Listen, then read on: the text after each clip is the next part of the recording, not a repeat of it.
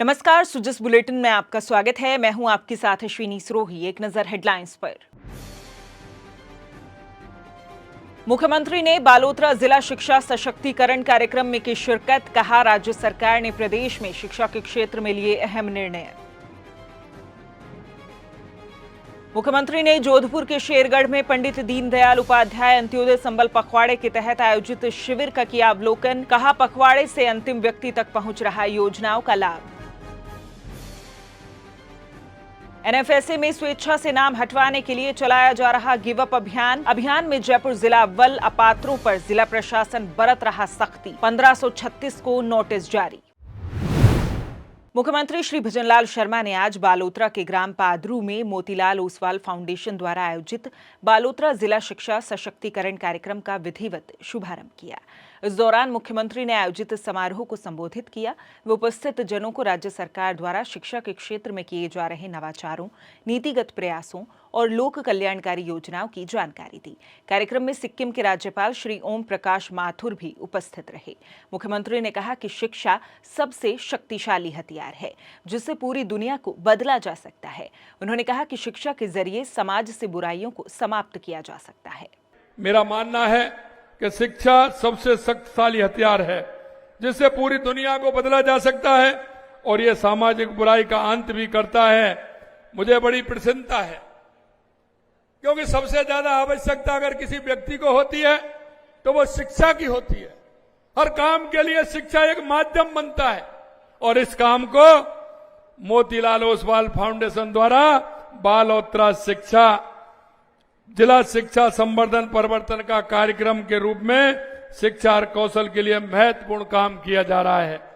मैं इस ओसवाल फाउंडेशन को बहुत बहुत धन्यवाद देता हूं, साधुवाद देता हूं, क्योंकि यह नीम की ईंट मानी जाती है।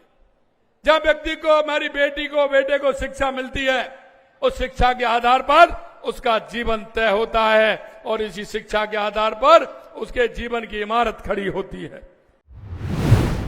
कार्यक्रम को संबोधित करते हुए मुख्यमंत्री ने कहा कि राज्य सरकार द्वारा प्रदेश में शिक्षा के क्षेत्र में अहम निर्णय लिए गए हैं।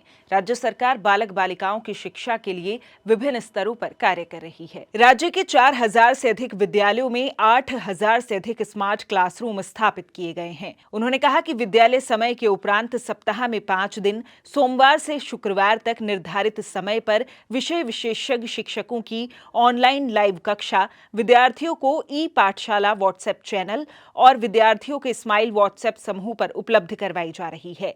उन्होंने कहा कि हमारी सरकार द्वारा 88,800 मेधावी विद्यार्थियों को टैबलेट और साथ में इंटरनेट कनेक्शन निःशुल्क दिए गए हैं।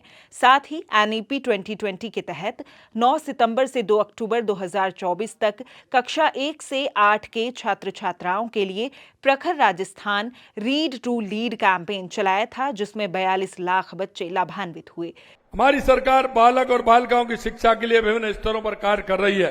हमने एनईपी 2020 के तहत 9 सितंबर से 2 अक्टूबर 2024 तक कक्षा 1 से 8 तक के छात्राओं को Prakhar Rajasthan read to lead campaign चलाया था, जिसमें 42 लाख बच्चे लाभान्वित हुए।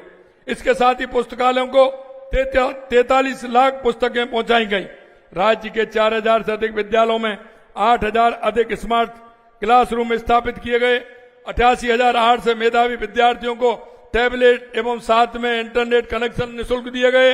विद्यालय समय के उपरांत सप्ताह में 5 दिन सोमवार से शुक्रवार तक निर्धारित समय पर विशेषज्ञ शिक्षकों की ऑनलाइन लाइव कक्षा, विद्यार्थियों को ई पाठशाला व्हाट्सएप चैनल, विद्यार्थियों के स्माइल व्हाट्सएप समूह पर उपलब्ध कराई जा रही है। लाइव कक्षा की रिकॉर्डिंग ई कक्षा यूट्यूब चैनल पर उपलब्ध है, जिसे विद्यार्थी और शिक्षक कभी भी आवश्यकतानुसार उसका अध्ययन कर सकते हैं और उसका लाभ ले सकते हैं। मुख्यमंत्री ने बालोतरा के पादरू में पंडित दीनदयाल उपाध्याय अंत्योदय संबल पखवाड़े के अंतर्गत आयोजित जन कल्याण शिविर का अवलोकन किया।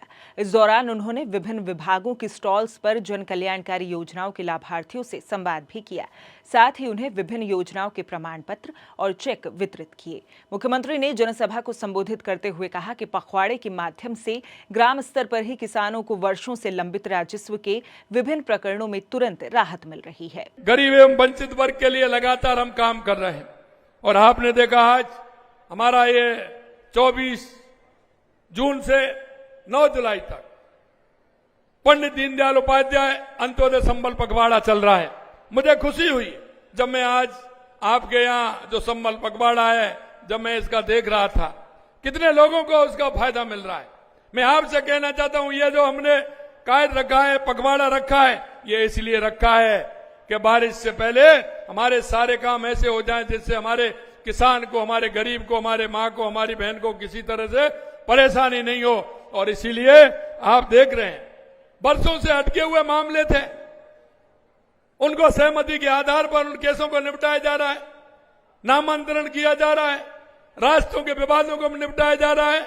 और यही नहीं, हमारे जो भाई बहन हैं जिनका मकान तो है लेकिन उनके पास पट्टा नहीं है, उनको पट्टा देने का काम किया जा रहा है, जिससे उन लोगों को बैंक से लोन भी मिल सके, वो अपने आगे के काम कर सके। ये भी हम कर रहे हैं। इसी कड़ी में मुख्यमंत्री श्री शर्मा ने आज जोधपुर के शेरगढ़ में पंडित दीनदयाल उपाध्याय अंत्योदय संबल पखवाड़े के तहत आयोजित शिविर का अवलोकन किया। इस दौरान श्री शर्मा ने विभिन्न योजनाओं के लाभार्थियों से संवाद किया।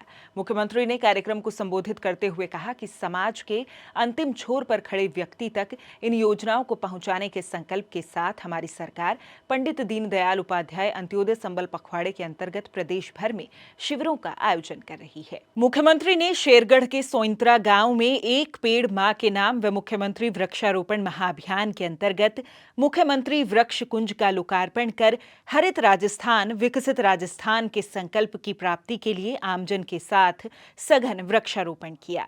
इस दौरान केंद्रीय मंत्री श्री गजेंद्र सिंह शेखावत भी उपस्थित रहे। 24 जुलाई से 9 जून तक लगातार पूरे राजस्थान में पंडित दीनदयाल उपाध्याय अंत्योदय संबल पखवाड़ा चल रहा है। और यह संबल पखवाड़ा किस लिए?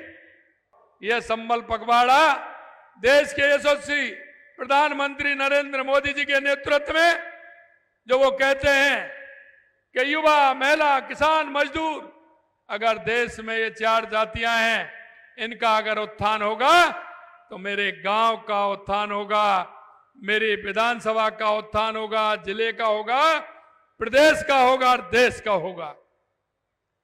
इसलिए ये पंडित दीनदयाल उपाध्याय अंत्योदय संबल पखवाड़ा हमने दिया है। इसमें वो अंतिम पंक्ति में जो व्यक्ति बैठा है, जिसको केंद्र सरकार और राज्य सरकार की योजनाओं की आवश्यकता है, उसका जीवन आधार कैसे ऊपर उठे, उसको संबल कैसे मिले, इसके लिए ये पखवाड़ा हमारा मनाया जा रहा है। मैं सौभाग्यशाली हूं, इस पखवाड़े में आज दूसरी बार मुझे जोधपुर की गौरवशाली धरा पर आने का अवसर मिला है। मुख्यमंत्री श्री भजनलाल शर्मा के निर्देशों की अनुपालना में राष्ट्रीय खाद्य सुरक्षा योजना के अंतर्गत लाभ प्राप्त कर रहे अपात्र व्यक्ति को स्वेच्छा से नाम हटवाने के लिए प्रेरित करने के लिए राज्य भर में गिव अप अभियान का सफल संचालन किया जा रहा है। राज्य में गिव अप करने के मामले में अब तक जयपुर जिला नंबर 1 है। जयपुर में 1,92,272 अपात्र व्यक्तियों ने गिव अप किया है।